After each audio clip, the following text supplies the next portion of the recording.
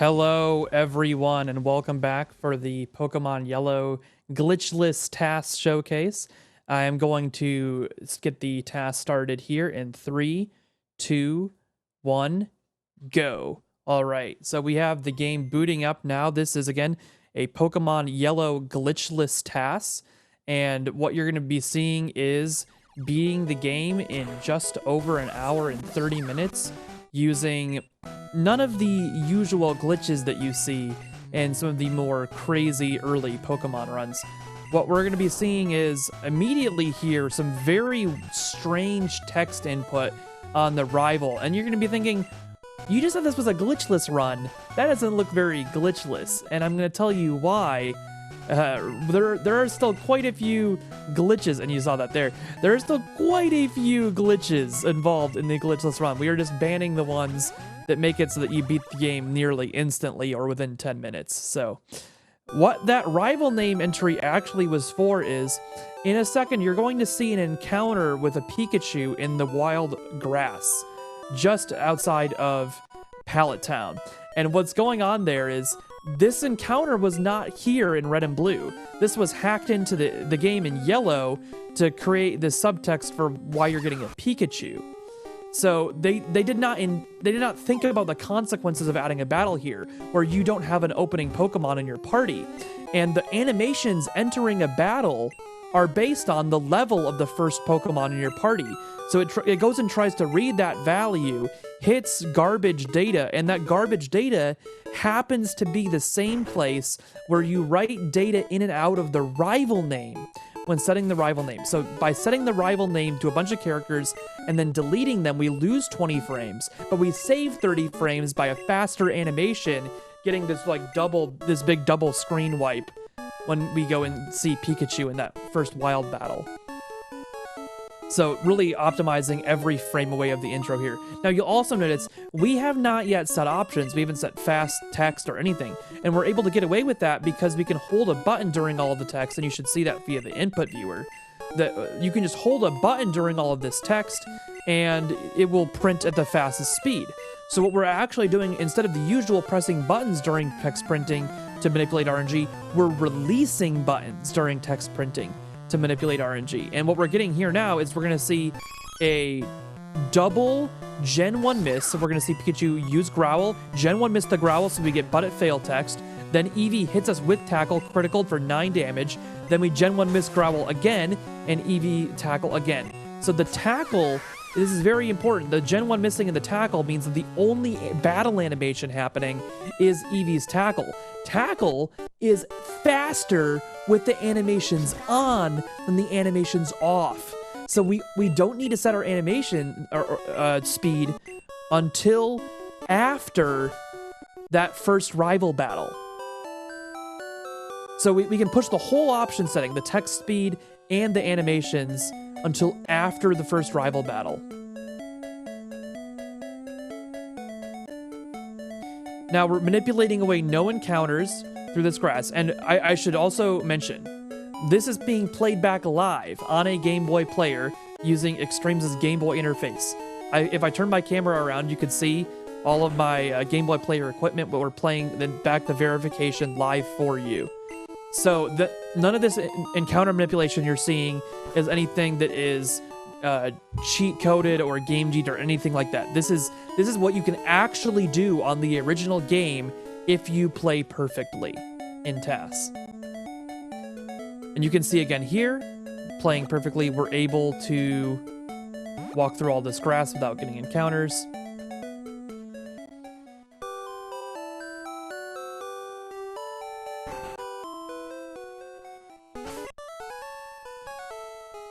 And there's our options set. So now we actually have the fast text set.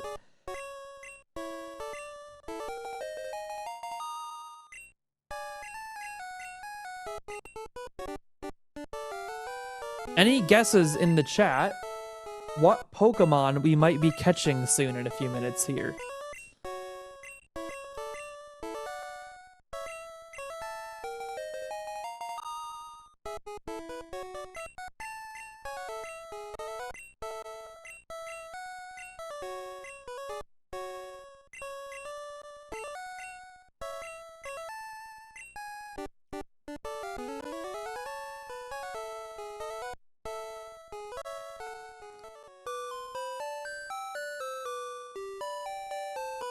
Israr has nailed the guess there. It's Nido, because we're going for a glitchless task here. We need the Nido King to get through the early game. Now, an important distinction is this is a Pokemon Yellow task, not a Pokemon Blue task.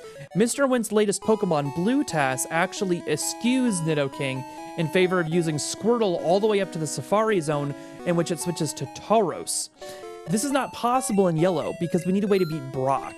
It is actually possible to beat Brock with a Pidgeotto that you catch in the forest, but then you end up losing way too much time through the Misty Split as Pidgeotto starts to get much weaker than Nidoking, and you are not able to take advantage of all the time save that you have from having this over-leveled Pidgeotto out at the start of the gate.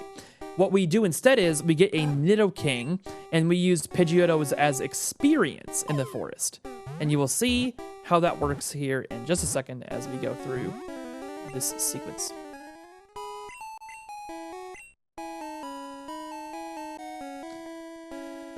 So there's our second catch tutorial, because they thought they didn't have enough in the first game with 0 in Red and Blue. They added both the Pikachu catching tutorial and the old man catching tutorial.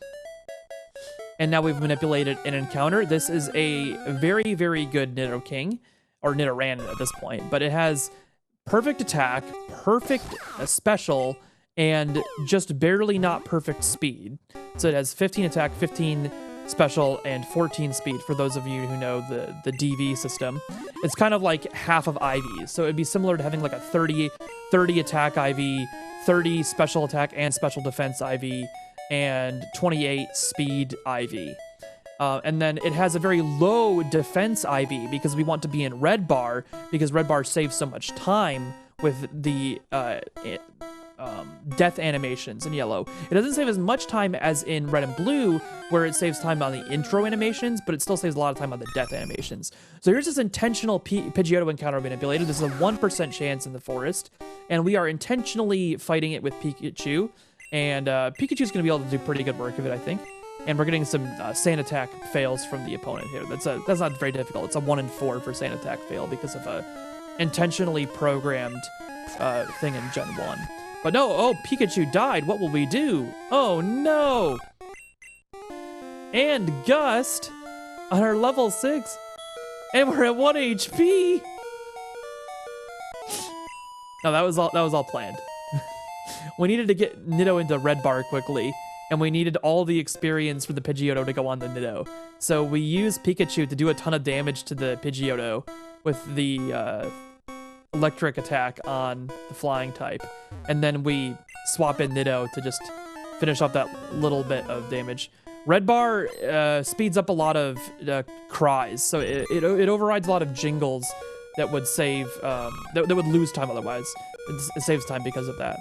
So now we're using Horn Attack. The Horn Attack cannot kill Caterpie with a crit, so we get a little bit of time to take some more damage on this Caterpie, go back all the way down to 1 HP, and then on the Metapod here, we are going to have a little bit more bar manipulation, so that we intentionally had the crit do a little bit on the low end of damage so that it stayed in the green bar, and then with the second crit hit it all the way into the red bar, because if it switched from green to yellow and then yellow to red, we would have lost an additional 5 frames for that yellow color switch.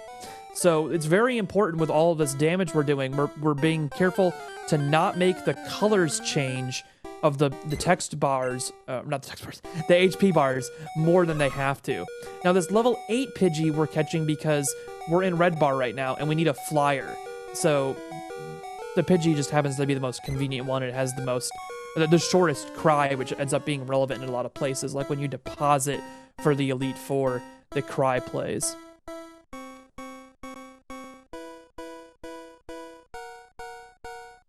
And here's our last battle of the forest.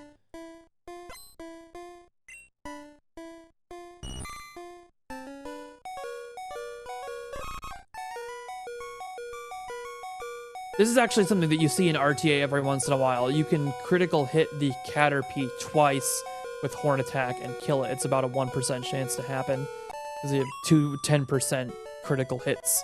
And then we also manipulate a string shot fail. Anytime that we can get that but it failed text is a huge win over the string shot hitting us.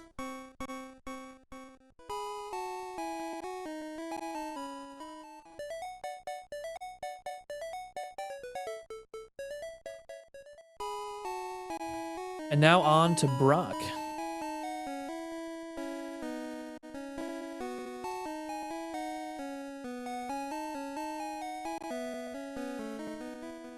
We are going to fight one more minion here because, like I said, we need to fight Brock with Nidoran, and we don't yet have double kick. So we fight this minion to finish the experience needed to get to level 12 for double kick, and then we go on to the Brock fight. Diglett outspeeding us, but that's fine because it helps manage our red bar and get us back down to 1 HP.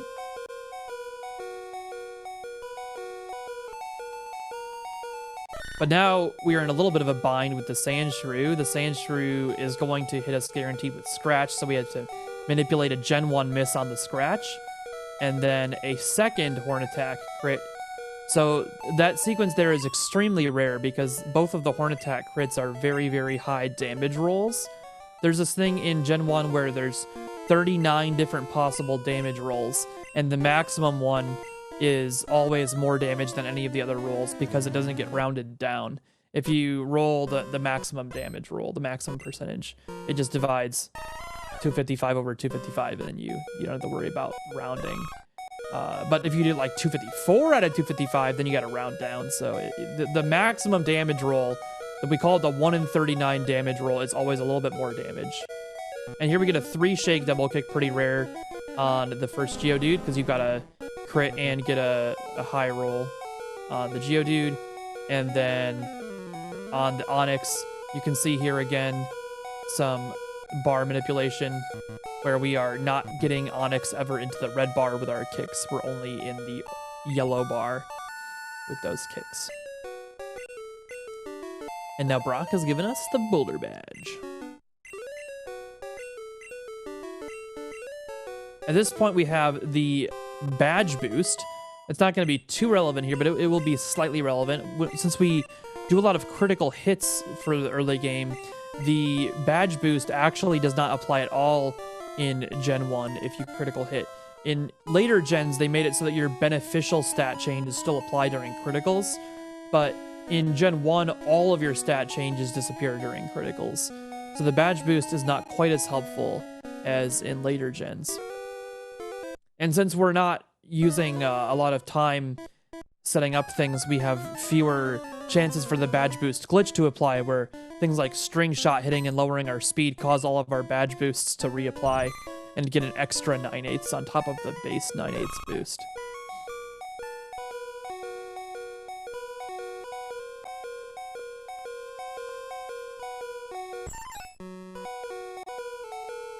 Here you're going to see us level out of red bar briefly. There are two different ways of handling this stretch of the Route 3. We can either take damage from the first Caterpie and do 2 hits instead of criticaling the Caterpie. It's a 1 in 39 crit. It's pretty rare, so you can lose a turn and stay in red bar taking damage on that first Caterpie, and then not have to get quick attacked by this Rattata here. Or you can level out of red bar, which loses 2.5 seconds, and then take the quick attack, which is another. So it's pretty even because the leveling out and the quick attack are pretty similar to the full extra turn on the first Caterpie.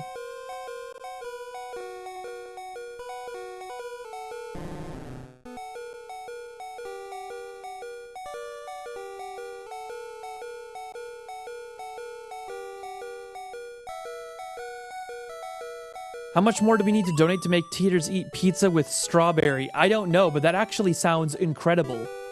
I would not need any money donated to me to eat pizza with strawberry. However, I can guarantee you, whatever amount is needed to... What was the donation incentive amount to make Taters eat pineapple on pizza?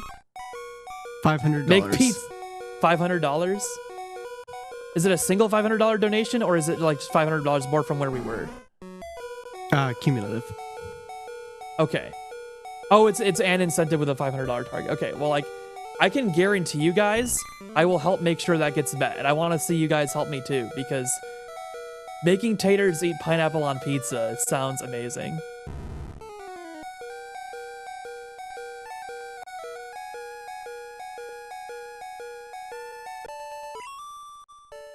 The strawberry pizza. Is this a good time for a donation read? Go for it right here. Okay. From Lesser Keat.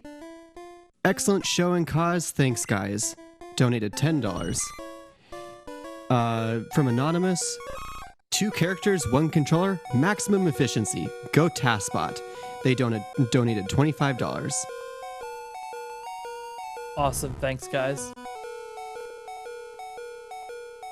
Big hits onto the Metapod here, but not quite finishing it off.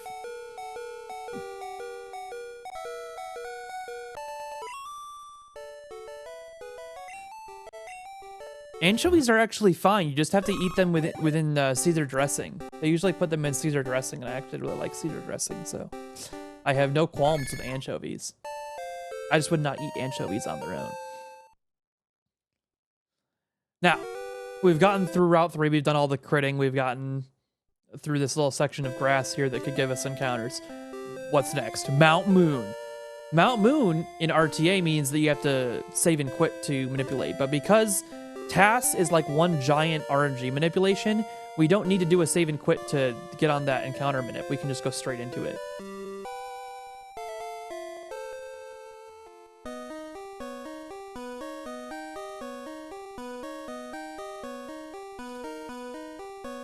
You can see we're not going down to get the rare candy.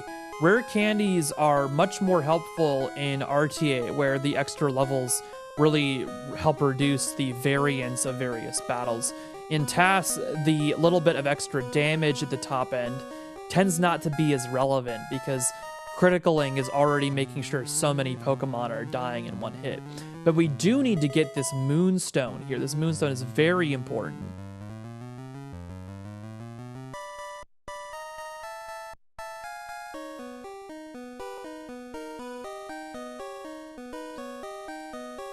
Because we need to get Nidoking.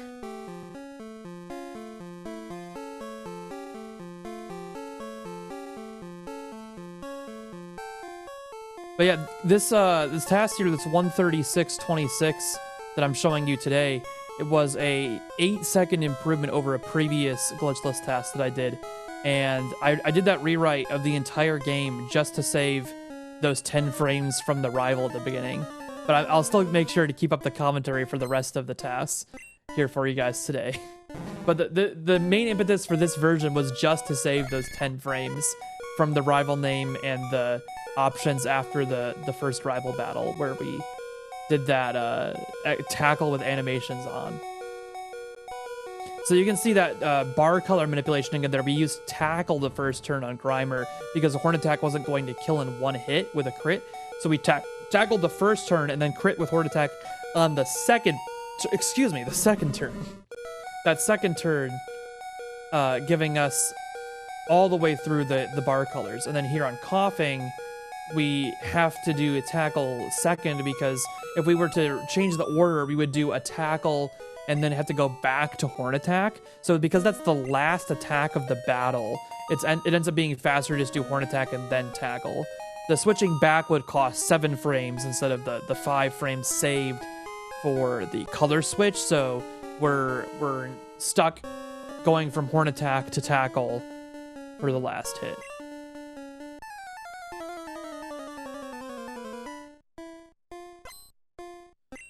Rocket wants to fight.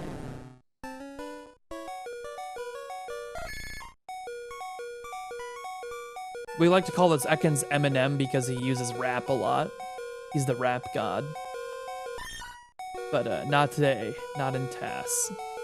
And then we get this double kick crit just so that we get one shake on the double kick. And back to Horn Attack.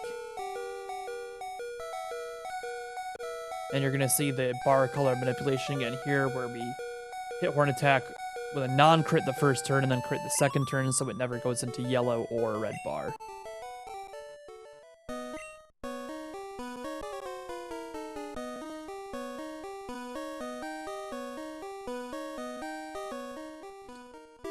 And we are through Mount Moon. At just below the 20-minute mark. This is really, really massively different from RTA. This is where most of the time difference between the RTA run and the TAS run comes in because this early game getting through a moon requires so much more setup in RTA. Once you get to this point, the time saves start to get more spread out and more cumulative. But you'll get a first little glimpse here of swagging things. We stop on a dime next to the PC and then turn away after we face it. And you can press A right after turning and it'll still let you interact with it as if you were in the previous direction you were facing. So you can do this swag on a lot of different things. You can do it on like items, you can swag boulders in the Victory Road. But you can also do it with the PC there. So we swagged the PC. And then there's some cool stuff with the text in that center where you have to hold B during a lot of the text to get it to scroll faster.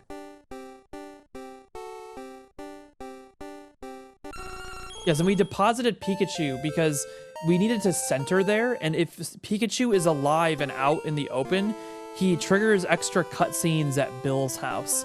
So we make sure to deposit Pikachu while we're in Cerulean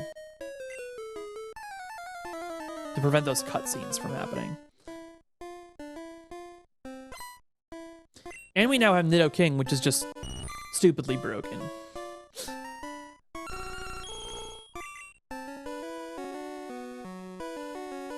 You will not. I am very sorry, Julian. Horn Attack crit again. Same thing. Horn Attack critting the second turn to make sure that we don't have the color lag from the bar color switching. And now to Misty. Now, this is going to be a very, very fun fight to watch. I love showing the Misty fight to people. It is full of Gen 1 misses, full of damage, getting us back into red bar. Because we just used that center, we need to get back into red bar. And the timing is very appropriate here because we want to get Misty's Bubble Beam before doing the bridge so that we have the shake animation of Bubble Beam for those bridge fights. We can't quite kill Staryu in one hit or so we have to finish off with a double kick. And then we go back to using Horn Attack for Starmie here. But Staryu also gets a little bit of damage in, which is nice. So now Starmie's hit us to 1 HP, and we can Horn Attack the Starmie. And now you start to see some Water Gun Gen 1 misses. And not only is it Gen 1 miss, it's Gen 1 miss and the move Water Gun is manipulated because Water Gun has less text by one character than Bubble Beam. And every character of text that prints is a frame loss. So we manipulated not only the Gen 1 misses, but that extra frame saved by the shorter move name printing. And now, like I said, we go immediately to teach Bubble Beam here. Bubble Beam is very, very important for that shake animation. Horn Attack has a lot of deficiencies, actually, because it is a flash animation. And that flashing animation is, it's just not as fast. It depends on... What we have to do to manipulate most of the RNG in battles is either have slight delays before we select the moves, or also while text is printing, the game is checking for buttons to be pressed for that effect where, like with the faster text, the text speed, it's still checking the buttons to be pressed even when you're in the fast text speed. And that extra code that gets run for those checks can change the RNG very slightly. So we actually are spamming buttons sometimes during text printing to slightly shift the RNG by just a couple of pieces of code. This is thanks Blaster Mac. I really appreciate your support there with the commentary. Yeah, we're basically slightly offsetting the amount of code that gets run before the RNG, and because the RNG is based on the amount of time the console has been run up to each point that the RNG gets calculated, it actually can pretty significantly change the RNG just by spamming button inputs during text. And then adding that with the ability to delay selecting moves and other things, like you can go way back. Because these like shifts in RNG are cumulative, you can like go back to while you were walking and A press to delay 2 frames, or just stop on a dime and delay 2 frames. And any of those things that you do will shift all of the RNG for the whole rest of the game. So by combining all of those different sources of variance and rolling back and trying different walk paths and A presses and things like this, you can easily find the battle RNG that you need. And to be clear, Ian, this is very different from later Pokemon, and this is mainly for just Pokemon Gen 1 and 2. In Gen 3, there is a basically static function that generates new RNG, and it just shifts by one spot. It's almost like a rainbow table, that's what it's called, where it's just getting new values. And so all these values that are possible for RNG are known and pre-scriptable. So if the RNG doesn't exist in the table for a while, you just have to wait in Gen 3. And then that can be pretty complicated to manipulate compared to Gen 1 and 2. We have a $5 donation from Blaster Mac, donating to have taters eat pineapple on pizza. Sign me up.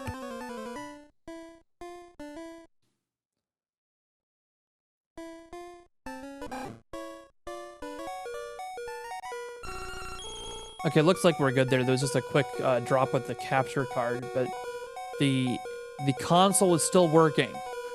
No worries to everyone. I will keep an eye on that.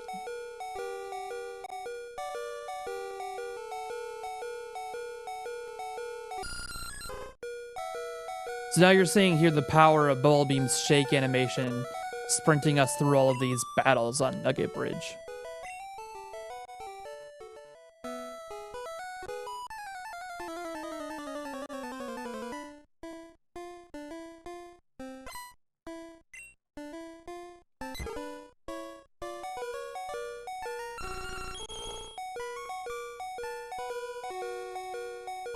You can see even on things like a Pidgey, where we don't have type effectiveness advantage in this Nidoran, the Bubble Beam criticals are so much faster. Even if Horn Attack kills in one hit, we'd rather use the Bubble Beam critical.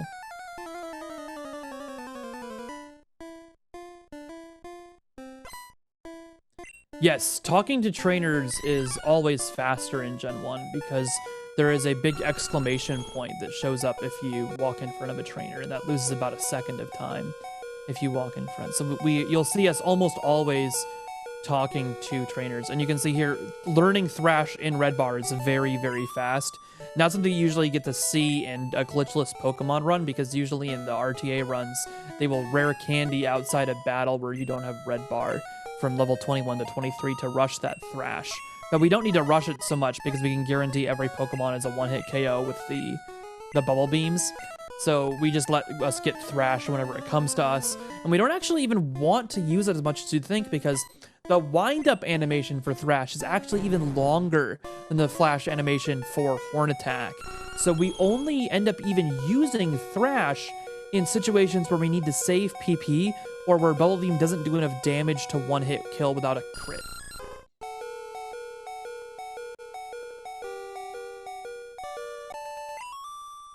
Mind if I jump in here with a few donations?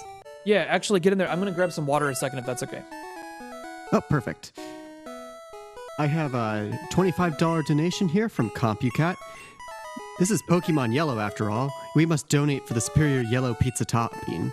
Pineapple Train hype! Have a $100 donation from John Gabriel UK. Taters is one of the unsung heroes of TASGiving, so I'm more than happy to donate in order to force him to do something unpleasant. Smiley face. We have a $75 donation from Pineapples. Pineapple on pizza. I look forward to it.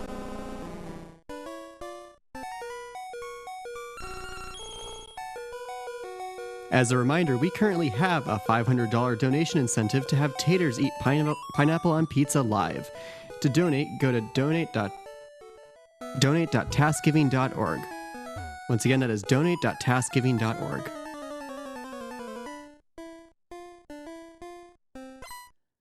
Oh no, Sinewave's doing Pineapple Pen.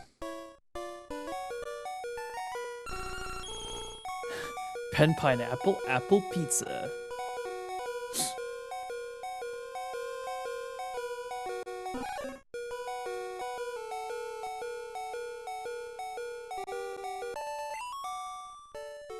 I should have added a donation incentive for Jerry Cam. I have my dog Jerry here with me. Jerry! Jerry, come here, bud. That would have been amazing.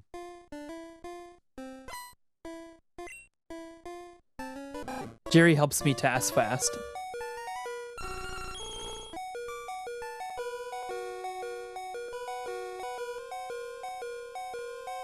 He's a dachshund mix of some kind. I adopted him from a shelter a year ago. He is Task Dog. You can see here he's even holding the controller.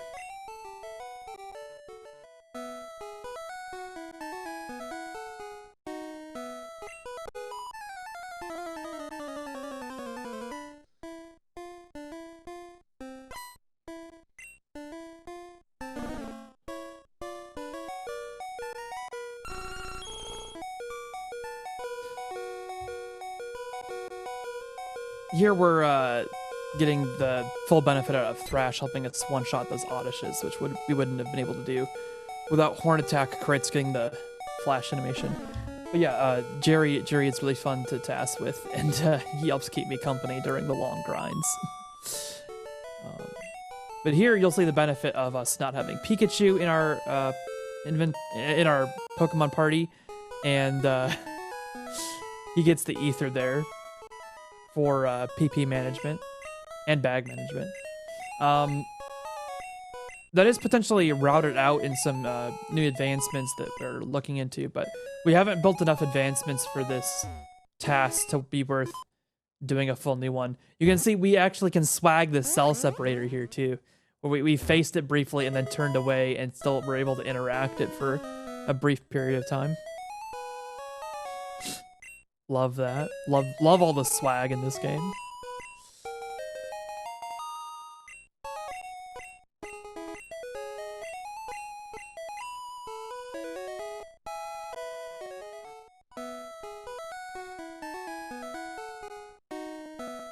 And now we have the Walk of Shame back to Cerulean. Since you can't escape rope out of Bill's house in Pokemon Yellow, they fixed that from Pokemon Red and Blue. You've got to walk all the way back to Cerulean to then get Dig and move on to Vermilion City, where we have the SSN.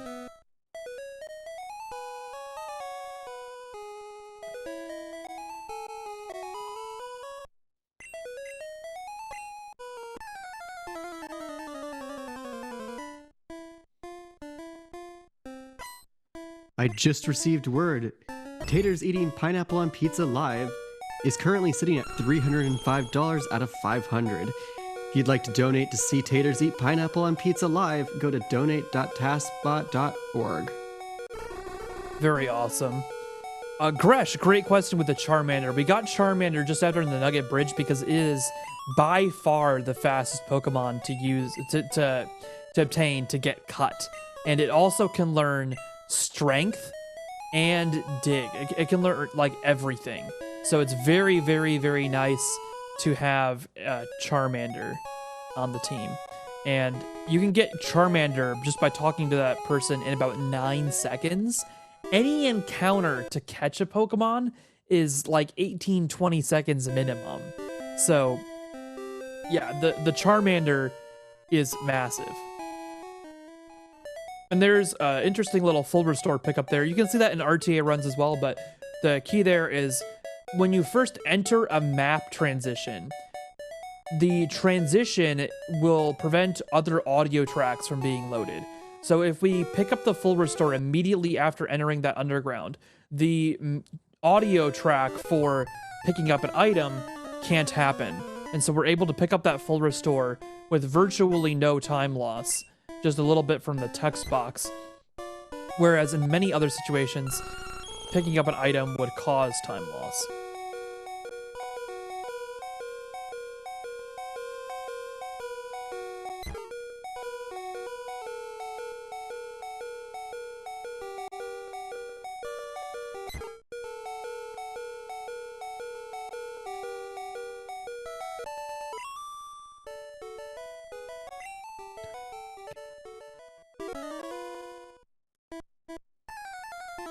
And here we continue to see the massive benefits of having Thrash in our moveset, even though, like I said, it's a little bit slow for that wind-up animation. It's really nice to be able to finish off Pokemon like the Raticate here in one shot.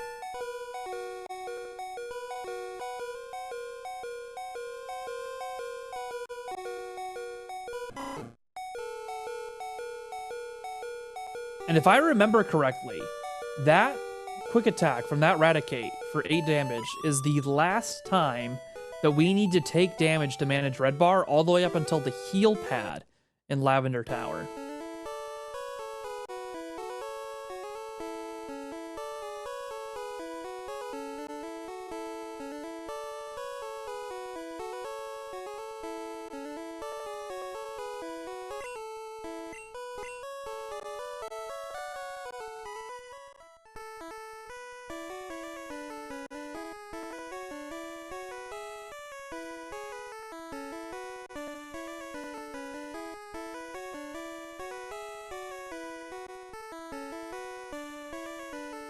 There's actually a way even to skip the heal pad in Gen 1 by fighting a trainer and then walking around the trainer. However, the trainer battle is more time lost than would be saved by not having to reobtain Red Bar.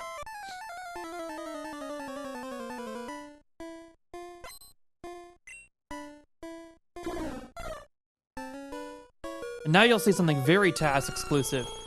The Thrash wind-up animation is annoying, but it's not very annoying when Thrash can be used for 4 whole turns in a row, like on this rival battle.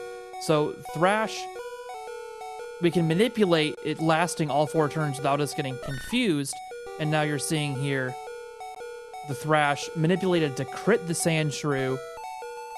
We're now level 26, and then it hits Eevee, and just barely does not have to crit the Eevee, and it takes out all of our rivals' Pokemon.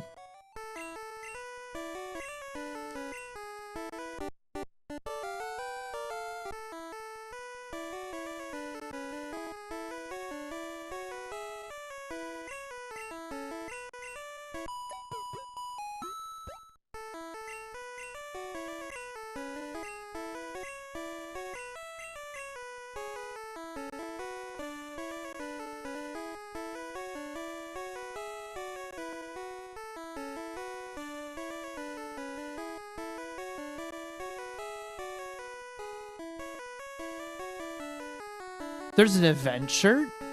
I need to buy one of those. I didn't even know. Guys, TASBot event shirt, task for TASGiving. 50% of the profit donated to Nami. That's very cool.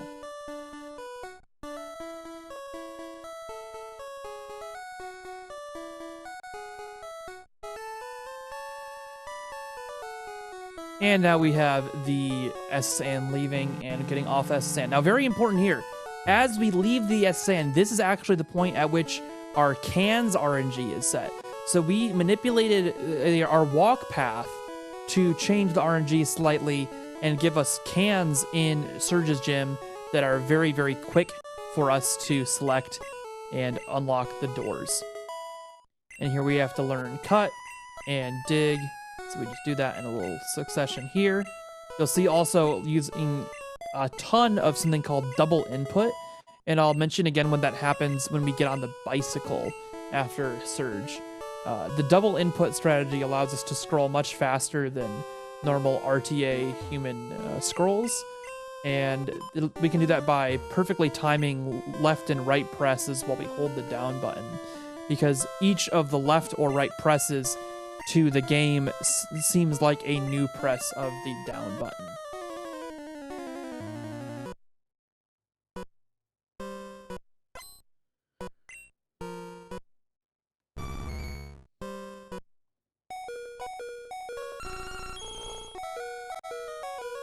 Now we're manipulating Growl Fail for that very awesome fast but it failed text. And we have to hit it into the yellow bar. There's no way to hit it into the green bar and then skip the yellow bar. So we just hit it twice, once into yellow bar and then all the way done. But still a very, very fast and nice Surge fight.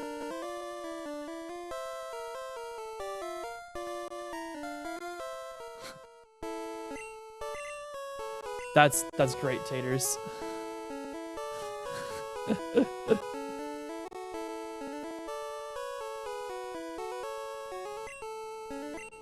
Now, again, unlike red and blue, we're not able to dig out of the fan club. Double input again there.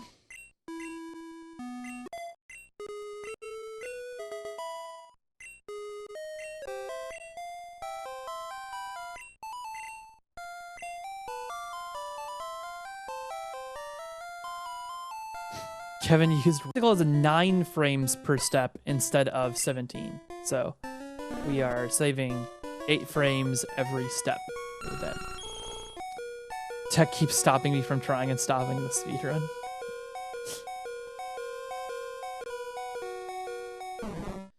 This is another great example where the TAS strats come in play, because we can manipulate the length of thrash to not have to worry about this 4-turn thrash fight. We call this fight the 4-turn thrash fight because it's the fight that you have to... The only reasonable way to fight it in RTA is just to thrash and pray that you get through all 4 turns. In TAS, we just manipulate the 4th turn lasting and not going confused early.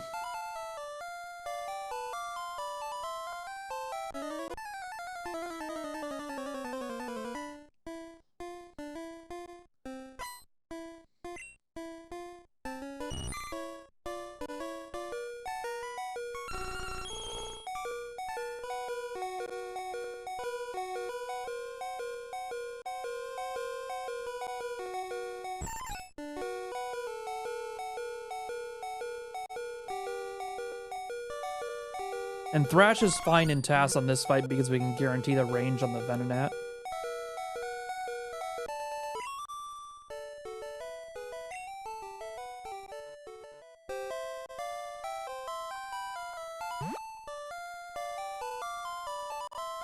Now this is actually the point where some great Pokemon history here. The first console verified TAS of Pokemon Yellow Glitchless, the first attempt at console verifying it, desynced right here.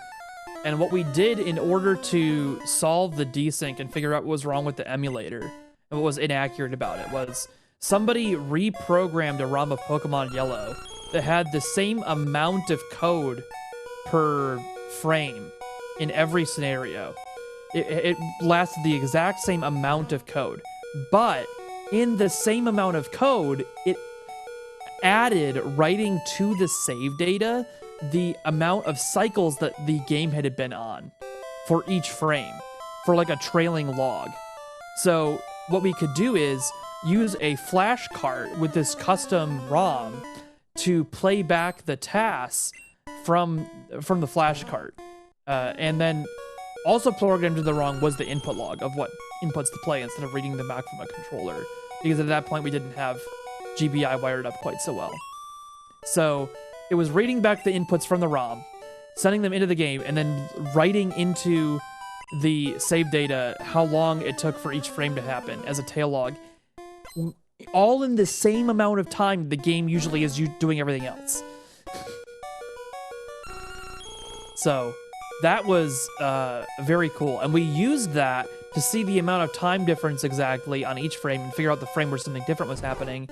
And we identified a corner case with interrupts and the halt instruction that can happen where a frame can get duplicated.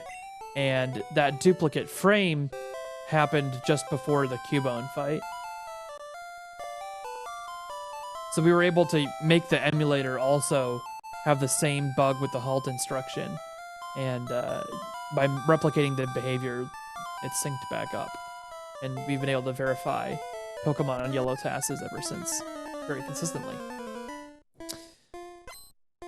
Now the hiker here, you're gonna be a little bit sad. There's a cool strat that you can do in red and blue TAS that you're not gonna see here. In red and blue, you run out of bubble beams far before this point where you have to fight the Geodudes. And so, being out of bubble beams, what do you do to kill the Geodudes? In red and blue, you intentionally use Thunderbolt on them, and then they use the move Self-Destruct and kill themselves instantly, but Gen 1 missed the Self-Destruct. So the HP bar disappears without the usual draining, and then it says it missed, and you live, and you fight the next one, and you do that 3 times.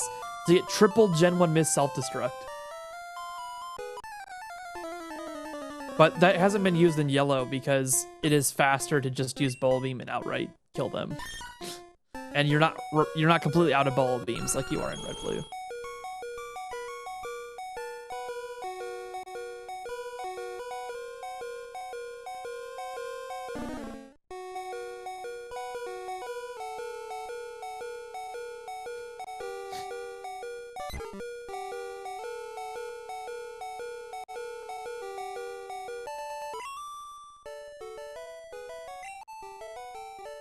Yeah, if it self-destructs and Gen 1 misses, well, it's not ever supposed to be able to miss, so it kind of makes sense they wouldn't program around this scenario. But because Gen 1 miss exists, it can miss, and then when it does miss, it still dies. So now we have passed through Lavender Town, giving us a flyway point there, and then we're fighting the Gambler. It would be faster to fight the double Clefairy trainer right next to the Gambler, a couple of steps and some cries faster with the Clefairies, except that they give you slightly less experience than the Vulpix and Growlithe that the Gambler has, and that less experience is enough to affect a battle later where you normally would be able to outspeed a Kadabra, but by being one level lower, you don't outspeed it, and you would have to lose half of a turn, which is about 2.5 seconds.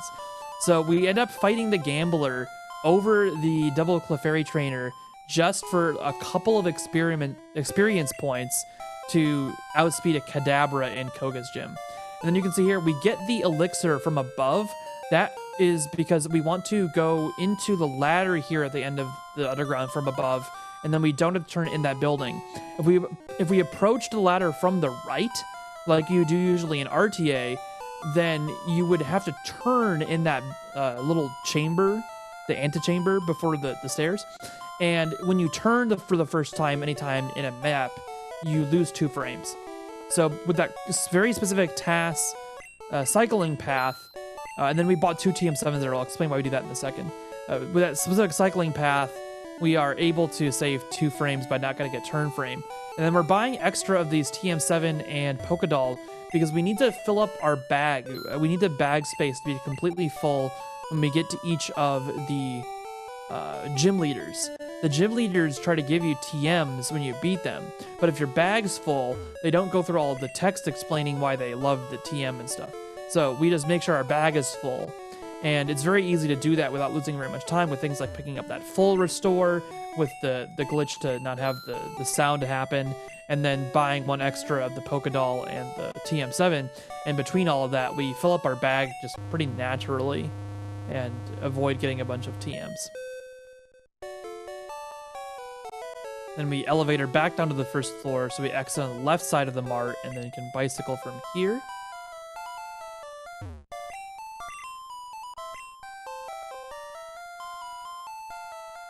We have to enter this building from the bottom, and then it automatically gets spit out in the top half. We don't have to take an extra step up there, and then it's faster to bike to the fly house, especially in TAS, by about 9 frames. That's one thing I'm pretty proud of, discovering the faster biking to the fly house.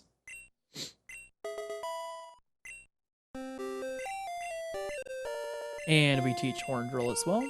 So we have a one-hit KO move, and this is very, very nice because in TAS, we can manipulate the RNG for a 30% one-hit KO move very easily and have almost no delays for all of the one-hit KOs.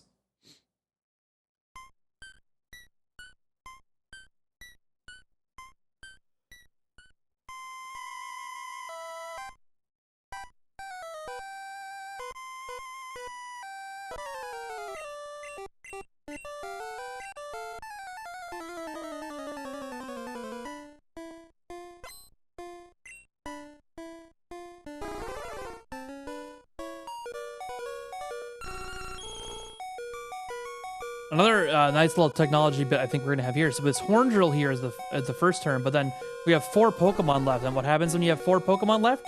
Thrash. Yeah, we're going to see Thrash, so we don't have to reselect moves. Normally, you would just Horn Drill all 5 of these Pokemon. But in TAS, because we can manipulate crits and such with our thrashing, we can just thrash all 4 of the remaining pokes here.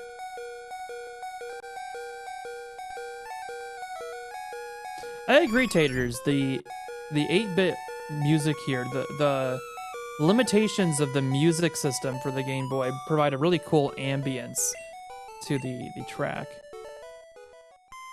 Difficult to replicate in the later games.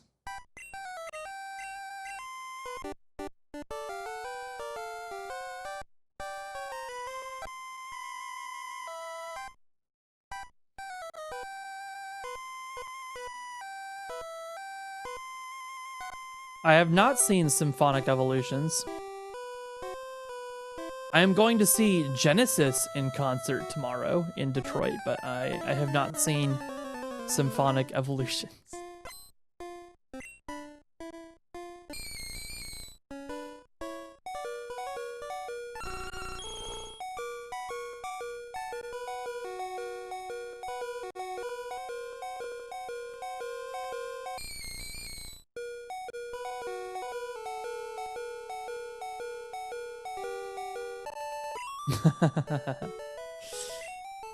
Yes, we are using Extremes' Game Boy interface, which is the firmware replacement for the Game Boy Player startup disc. So we are using the Game Boy Player attachment hardware for the GameCube for the verification.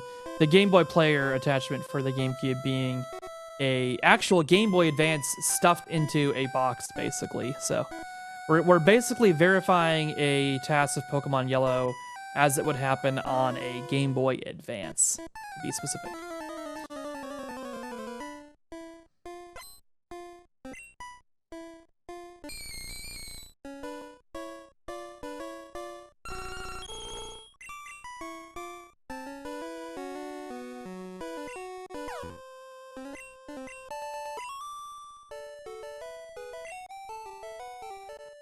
It is sometimes a strategy, even in RTA, to use Thunderbolt for all of these Ghastlies, because getting Rock Slide can take a lot of time, and then you can use the variance of like, oh, maybe I'll crit Thunderbolt and make up time.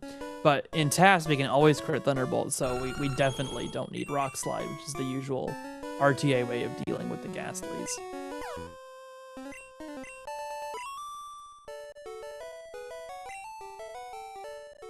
And now that we've gone through the heal pad, we have some very, very useful moves, like our Horn Drill one-hit KO move is restored for the Jesse and James fight, though it wouldn't matter as much now with us only drilling the Fearow. And then you can see our Pokédoll strategy there to not have to get the self-scope. How long is this run? It starts an hour and 36 minutes and 26 seconds. Each iteration of creating like a new Pokemon Yellow Glitchless task for me has taken about 2 to 3 months. I would say the first iteration took closer to 6 to get completely finished, because it took us like 3 months, and then it took us another 3 months to well, I'd say like 1 to 2 months really, probably after the emulator bugs were ironed out. Yeah, it's several months. Like, so it was like 4 to 5 months to the first iteration, and then there have been 2 other iterations of Yellow Glitchless I've done that each took about 2 months. So I've probably put like 9 to 10 months into Pokemon Yellow tasks creations for Glitchless. Just talking about Glitchless. I also work on the No Save Corruption task. It's just about a 10-minute task. This task is going to be an hour, 36 minutes, and 26 seconds. The current human world record for Pokemon Yellow is approximately an hour and 54 minutes. I think I would have to double check it again. The specifics.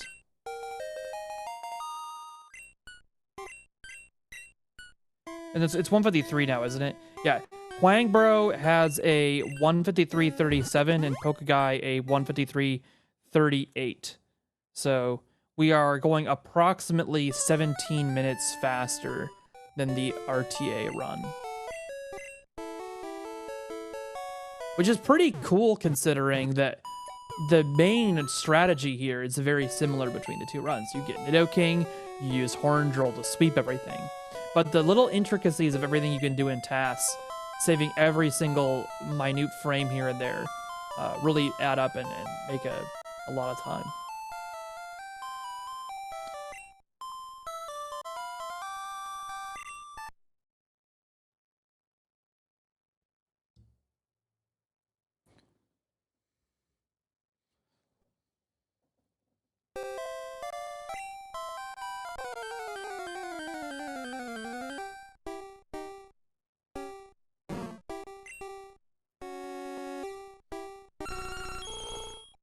And we run away from Snorlax.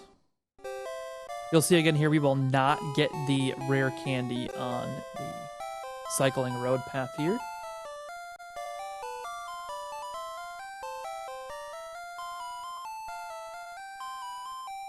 K-Tree, the run is 1 hour, 36 minutes, and 26 seconds, so you got about 40 minutes of run left for you here. And this is a great time to read donations if you have any.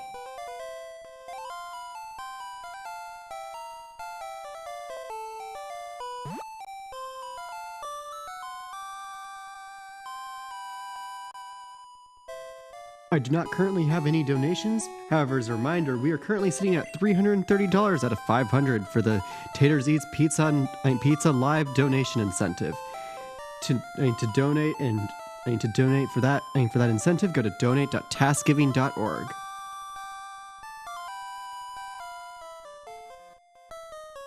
You can see here in the Safari Zone, we walk up into the vision of this guy on the right here. By walking up into his vision and getting pulled to the right, we save the 2 frames that would normally happen from a turn frame the first time that you are in a building. And then here, we start cycling, and all the cycling through this grass here is actually intentional because we are manipulating not getting encounters in that grass.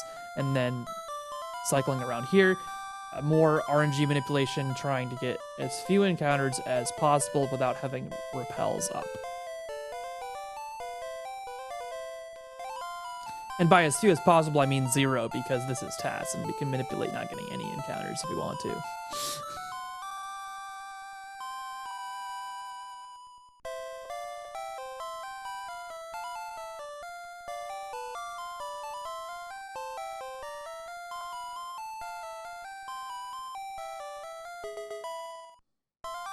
Correction, we do actually have one donation.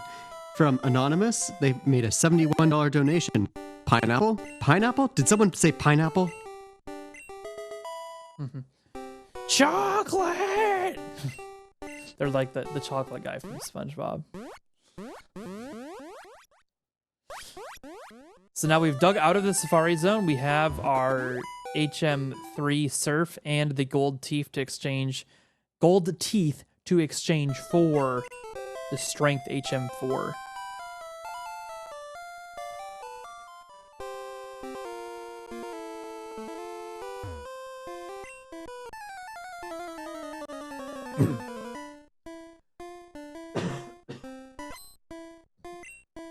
Excuse me, drinking water is hard.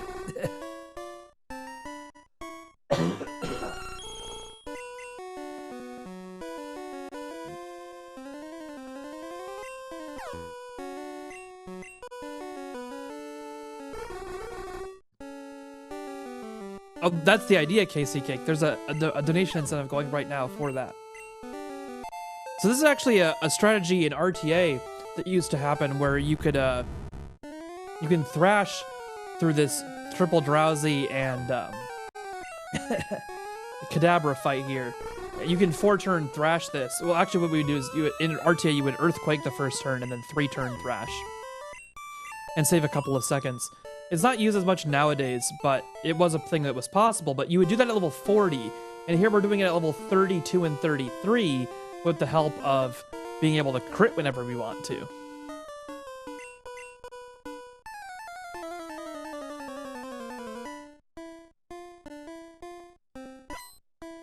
And finally here on the Juggler, we have a chance to restore our... Excuse me. We have a chance to restore our red bar. Somebody remind me to drink water correctly. Hey, TiKevin, this is Tech. You should drink some water. Well, it's not just drink water, but drink water correctly. Hey, TiKevin, this is Tech. You should drink water correctly. Thanks, Tech. It doesn't help very much if it goes down the wrong pipe.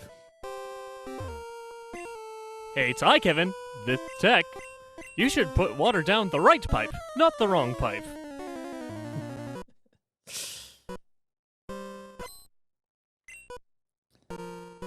And now Koga here. We have a great Koga fight. I love this one. Right after having manipulated Red Bar back from the Hypno, which we don't have a way of killing in one shot because we're basically running out of horn drills, and we can't drill both the Drowsy and the Hypno without having to go get an extra PP item and use it, which would lose like 9 seconds. So it's much faster just to lose the one turn and have that be our opportunity to regain Red Bar from having lost it back in the Lavender Tower.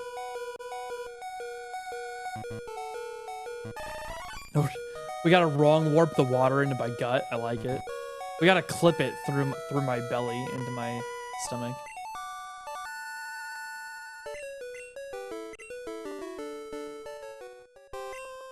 I have a $25 donation from Andrew G4CH. TAS runs. Yes, please. Well done to all the creators that had their runs exhibited. Those that will be upcoming and all the staff running things on the stream and behind the stream. I have a $25 donation from Totally Not Taters. Hey, so what if we didn't make taters eat pineapple on pizza? Is it possible we could just not do that? He seems like a cool dude. Why hurt him so?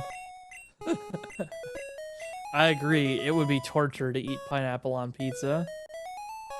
I personally am a fan of pepperoni, ham, and bacon pizzas. Oh, something that I wanted to mention. Oh, yes, very much so. All the meats. We have to manipulate that girl to walk up there so we can walk around the corner and get right to the edge of the water as quickly as possible.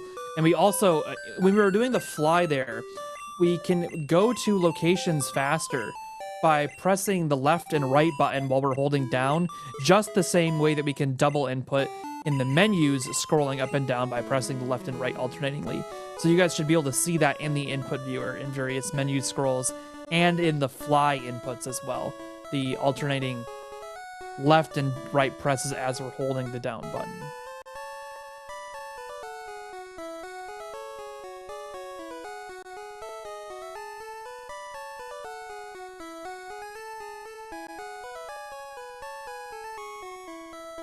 Ooh, big fan of olives, yes. But cooked olives like that? Like on a pizza?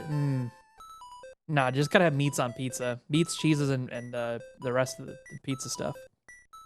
Also, I want to see it. I want to see a poll. If we do we have a way to poll chat, or are we just gonna do donation incentives? If we could have a donation incentive, I would love to see for Detroit deep dish versus Chicago deep dish, because I am a strict adherent to Detroit deep dish is better than Chicago style deep dish.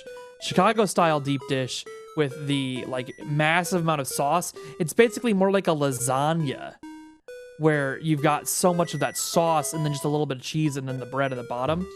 Detroit deep dish, where you've got like this huge thick layer of bread and then a little bit of sauce and a lot of cheese on top.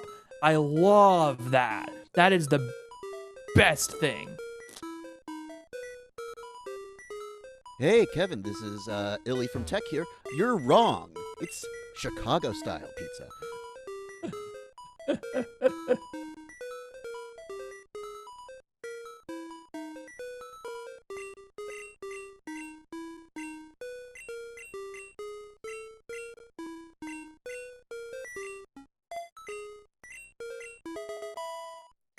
Learning Blizzard here very important for the end game, having that extra type versatility. Exactly, James. Exactly. You get that caramelization on all of the crust, and it's all that browning. It's so tasty. It's Detroit style versus Chicago style deep dish pizza. Sinewave.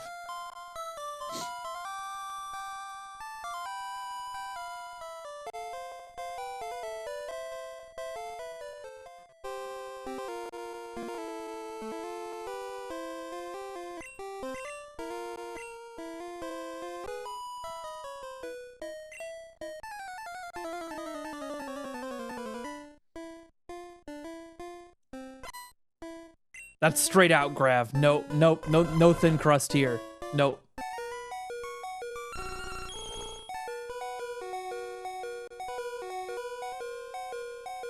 Getting that blizzard on execute, that type advantage coming in clutch, helping us with shake animations as well. We have a $49 donation from SSPX. Time to push for the incentive. Time for taters to taste the pineapple. And we also have a $2.70 donation from We Go Giant. Pokédex number 272 is Lucio, and he kind of looks like a pineapple. And with that, we have met the donation incentive. And our intrepid hero is beating Erica with our newfound Blizzard TM.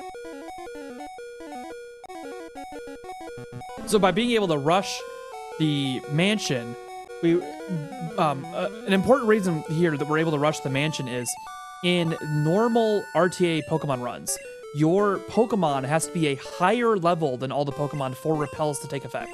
Your first Pokemon in your party has to be a higher level. So you have to have a level 47 Pokemon to avoid all of the Raticates. You actually will still see Raticates sometimes through repels in RTA because of that mechanic. So in tasks where we can manipulate all encounters with RNG manipulation, we actually are able to go in there at a much lower level than you would normally be able to in RTA. And that is great because it allows us to get Blizzard and fight Erica with that extra advantage of Blizzard having that type advantage.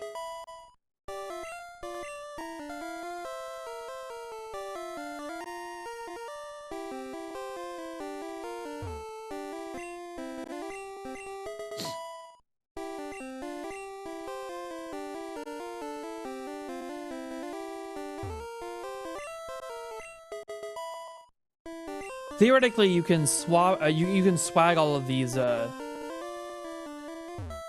Blaine questions as well here, but they're not done in this task as swag. Swagging does lose slight bits of time, so we don't do it constantly.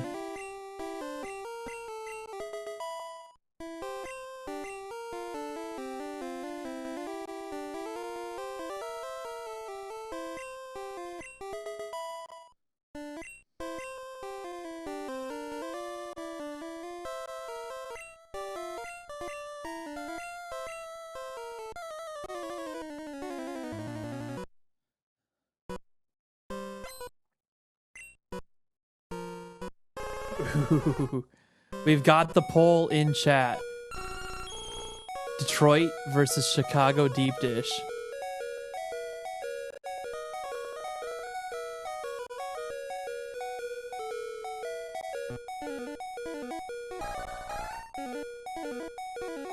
You'll see here, we're able to drill those Rapidash even though we have a massive level disparity. By making use of the X speeds that we bought, we are able to still outspeed and then use those horn drills.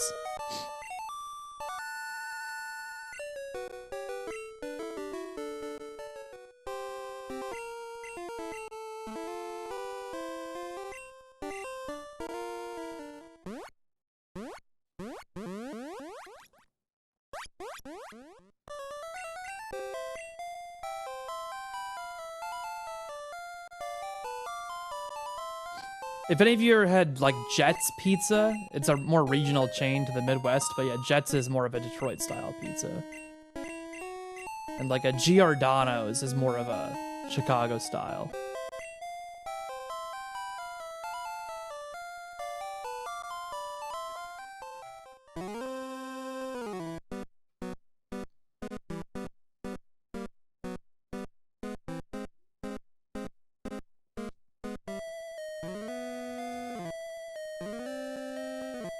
I mentioned Jets and the Detroit poll is just going crazy now. They're like, oh, Jets Pizza?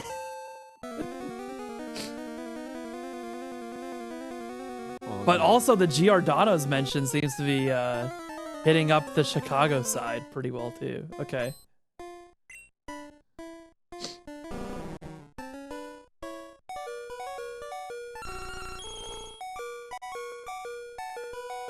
This is a great advantage of TAS here, having the ability to manipulate a horn drill on the Arbok.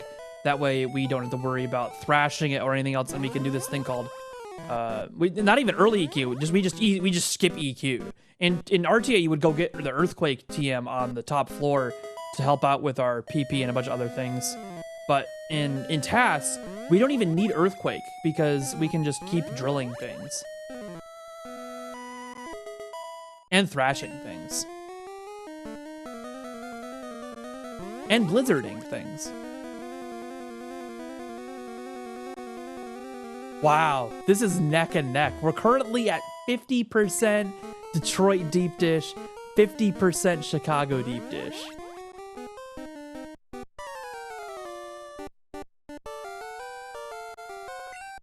With 21 votes each. A stream sponsored by your favorite pizza. Next TASGiving is just going to turn into a pizza party.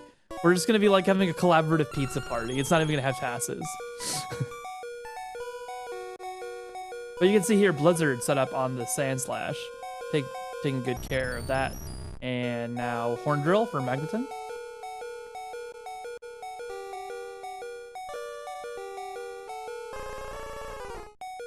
And we set up an Elixir on Ninetales, and this is the only time you will ever see Surf used offensively because of the flash animation. We would normally drill it, but we are 1 PP short of being able to do that reliably. So we just use Surf to help with our PP management slightly. And then we go back to drilling.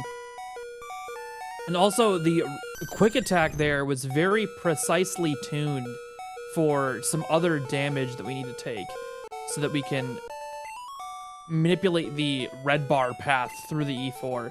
And I'll be able to explain that a bit more as we go through the Viridian Rival and the Agatha fights in the Elite Four.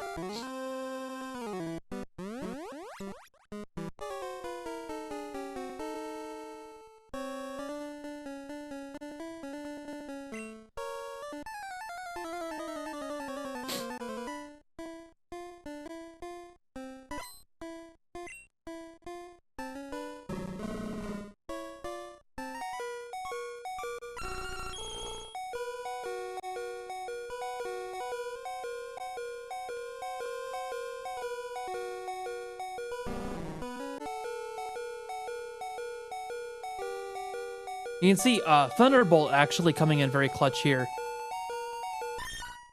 Hey, TiKevin. Yes. This is Tater. The tech desk telling you Taters has something to say to you. Taters. Yes.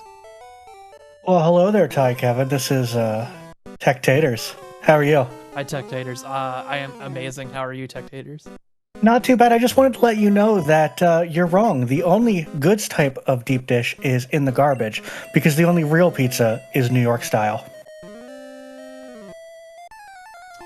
This would be a great thing to have a larger poll for, New York style, where you have the more like brick oven, and you get that like flavor in the crust of all of the pizzas that have been through the oven over the hundreds of years that the brick oven has been there, versus the deep dish styles that you see.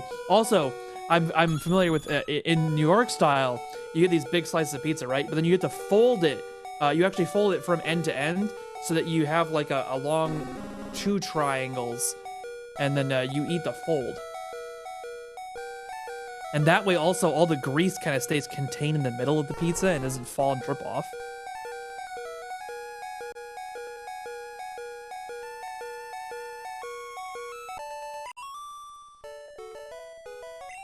And that's our Giovanni fight. But yeah, the Thunderbolt has a very high base power, so we can just like Thunderbolt crit things when we run out of PP for Horn Drill.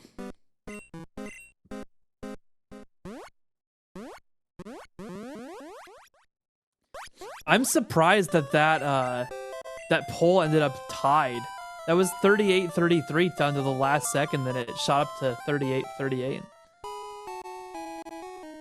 There's a place in London called Chicago Pizza. Okay.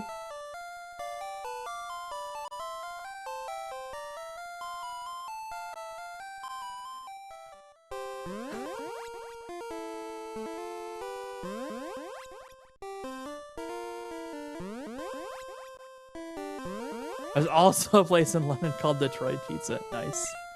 I wonder if they actually serve Detroit and Chicago style deep dish pizza.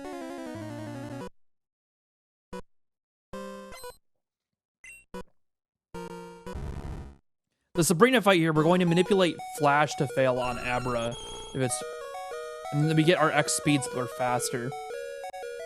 Now our drills can affect Alakazam.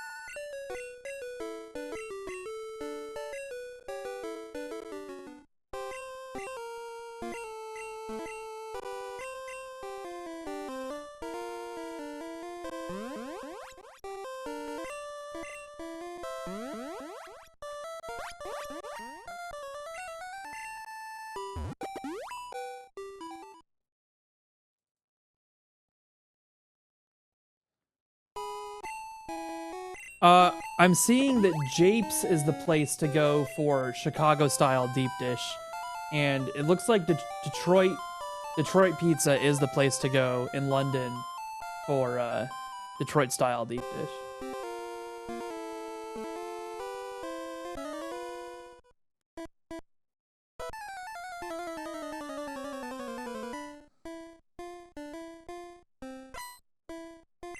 Think I could get away with a $100 incentive to not force me to eat pineapple on pizza? So this is why you have to have a bid war and not just the donation incentive, taters. Make taters eat pizza, make taters eat pizza with pineapple. But next year we could have like all the permutations. We could like have a bid war for every ingredient and make this giant monstrosity of a pizza.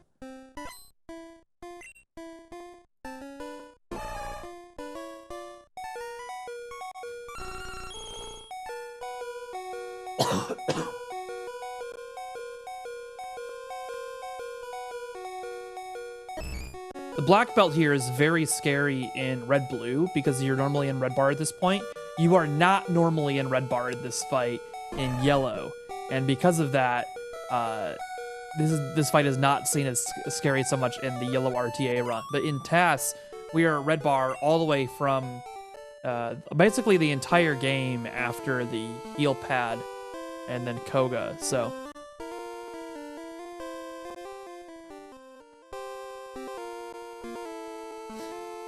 I have not had St. Louis pizza. I'd have to add that to my repertoire of pizza knowledge.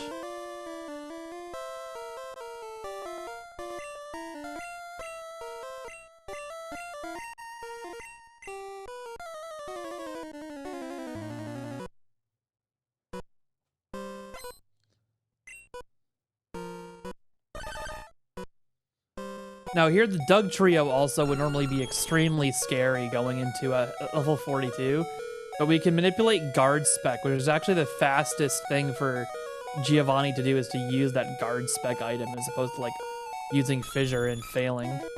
And then now that we're faster with our X speed, we can just keep drilling everything.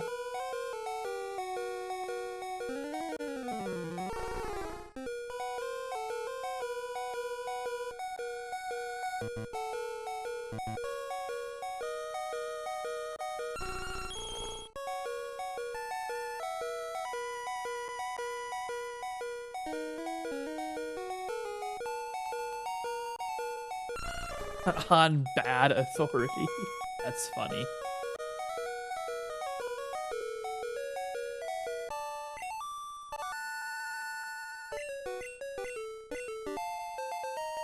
We have a $50 donation from ChrisFru26. There is no comment. Thank you for your donation. And with that, we are currently sitting at $3,999.19. Just about to break the $4,000 mark. Let's do it. Let's see this Pokemon run break us the $4,000 mark.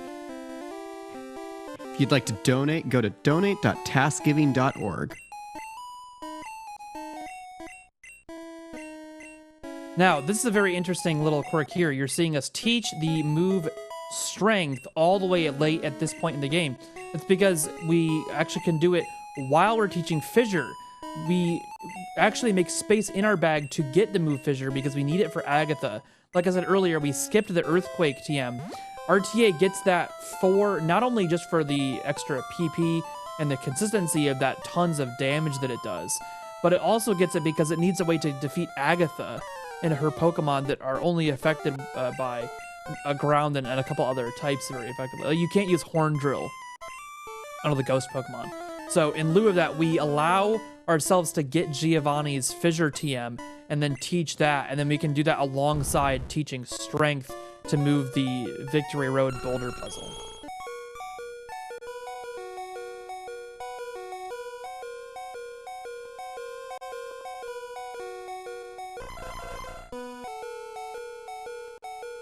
And Fissure comes in use just as additional PP management for all these endgame fights.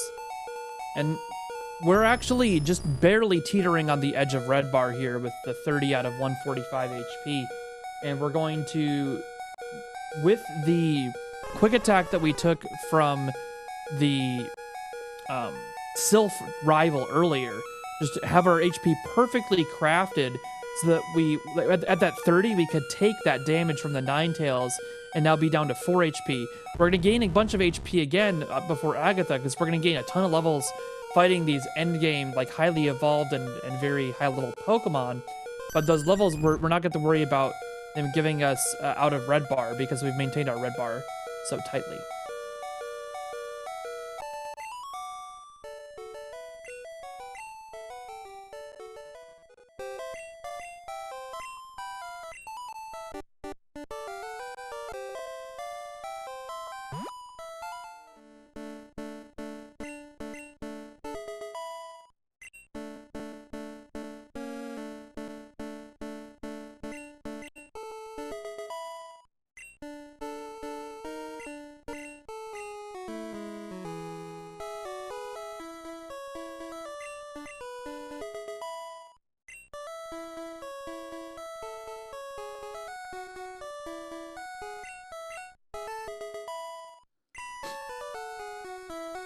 Now, coming up here, you'll see a slight bit of RNG manipulation so that we don't get an encounter as we go through this grass. And then you're going to see a lot of it so that we don't get encounters through all of the Victory Road stretch, since we're not using repels, we're just using RNG manipulation to avoid encounters. We have broken $4,000. Thank you everyone for your donations to NAMI.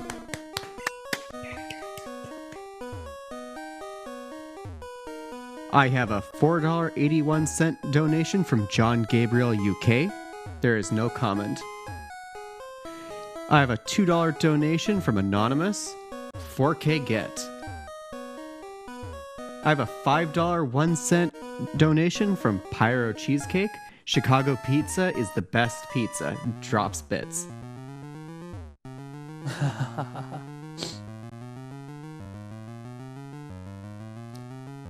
I have a $1.99 donation from Media Magnet. I like whole numbers. Ha ha ha.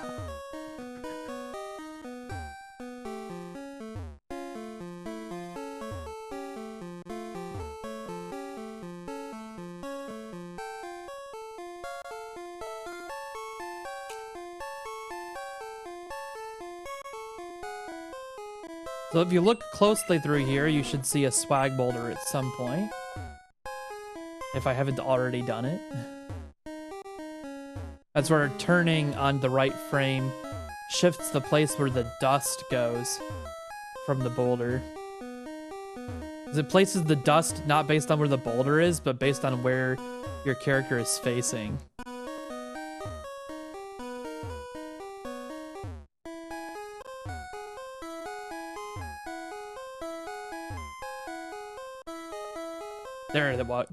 There's the swag boulder there. And as we drop through here, we use strength again so that we can move the boulders. And then we need to use an elixir to restore our PP before the Elite Four. And move the last boulder to get through the Victory Road puzzle.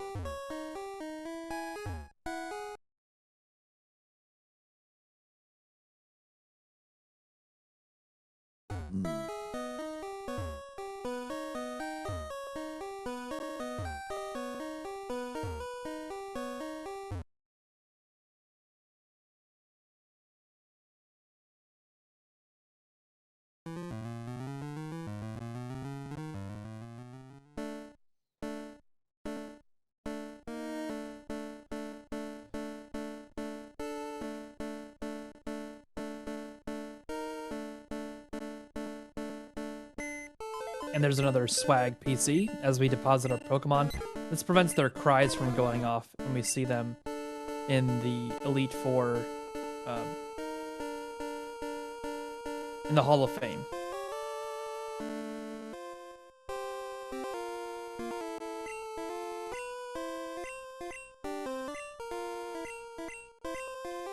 And then normally Lorelei here would be a little bit scary because your Horn Drill, you would need to X speed to make sure that you outspeed it, or X accuracy actually, usually in RTA, not X speed. You don't need to outspeed any of these Pokemon, but you need to X accuracy to ensure that your accuracy is 100%. But because we're TAS, we can get straight into using the Horn Drill and just manipulating its RNG to always be successful. Now this is very important because the Dugong that you started the fight with normally would be able to Ball Beam or Ice Beam you, and it only has a slight chance to use Rest. So the red bar here is a little bit scary. You would not normally be doing that in yellow. In red, they actually have a way of almost forcing the Dugong to rest on turn 2, so that you don't ever have the ability to get hit by the Ball Beam or Ice Beam. Aurora Beam. Yeah, just guarantee reverse hit every time because we're TAS. There would be some situations where we need... Go ahead. Sorry about that. There would be some situations where we would need to X speed still to be faster than Pokemon, but for the most part here, we are already faster than a lot of these Pokemon, even though we're in the Elite Four.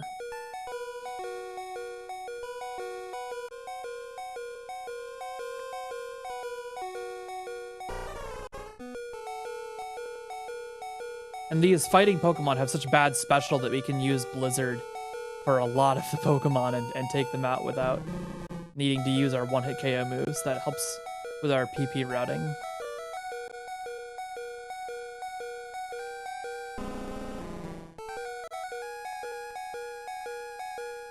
I have a $1 donation from Possibly Not Taters. Pineapple with pizza is the best pizza.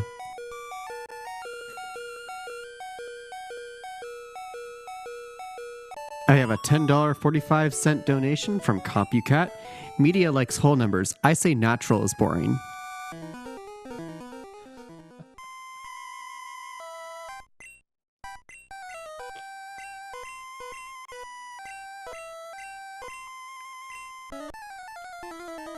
I have a $5 donation from Media Magnet. I would like to share this cursed concept I just found. Banana on pizza. That is pretty cursed. Here, we're going to X speed so that we can outspeed the last Gengar. And then we got a Gen 1 miss of Lick. We used to have to take Lick damage to maintain our red bar. Here, we're getting a Gen 1 miss of Lick so that it doesn't have an animation go off. And then Blizzard here on the Golbat. And now with that X speed being active, we should be able to use Fissure to one-hit KO all the rest of the Pokemon.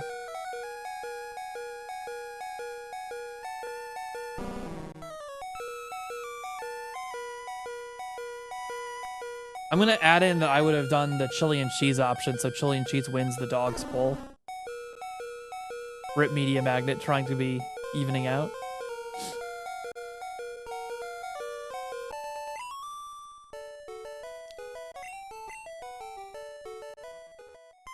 Ha ha ha ha ha.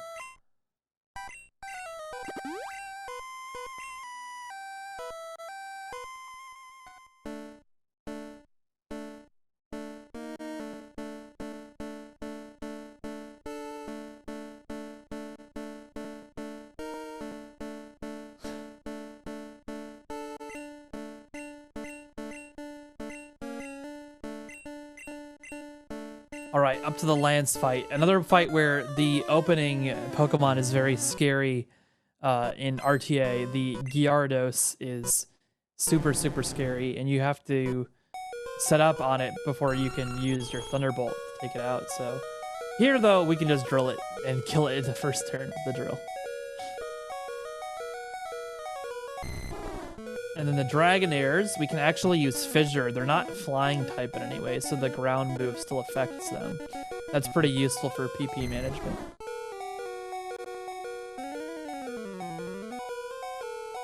We really, really want to save as many drills as possible for the final fight, the champion fight, because the champion has animations turned back on. And you also saw Hyper Beam missed there from Aerodactyl. Very important that we get missed by the Aerodactyl because it is faster than us, and it is the fastest Pokemon that you fight in the entire game. So we would have to use an X speed to outspeed it, and we don't want to do that because it takes time to use X speeds. We already had to take time earlier in the fight just to set things up, so we didn't have to take any time earlier to set things up. We went straight into drilling the Gyarados, so we were able to avoid setup by doing it that way and getting the Hyper Beam miss. And now we have the final fight. We had to drill the Gyarados, so we only have 4 drills left, but they're going to be very, very heavily used because the drills have a very great animation for animations being on in the final champion battle. They get forced back on by the game, so your setting for the options does not take effect.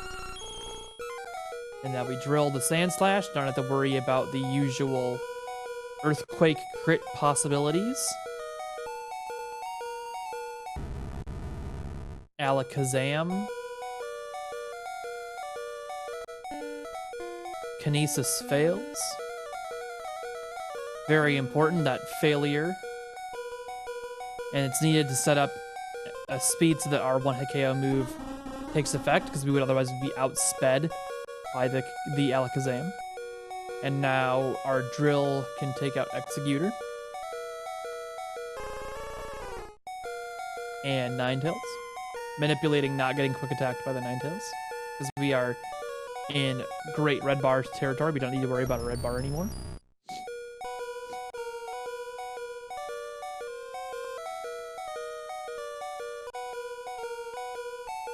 Drill on Magneton, and now Vaporeon, the last Pokemon of the whole fight. We use our 1 Fissure. We do need to use the Fissure because we're out of drills. So even though the animation's a little bit longer, it's necessary. It's better than having to refill our PP an extra time.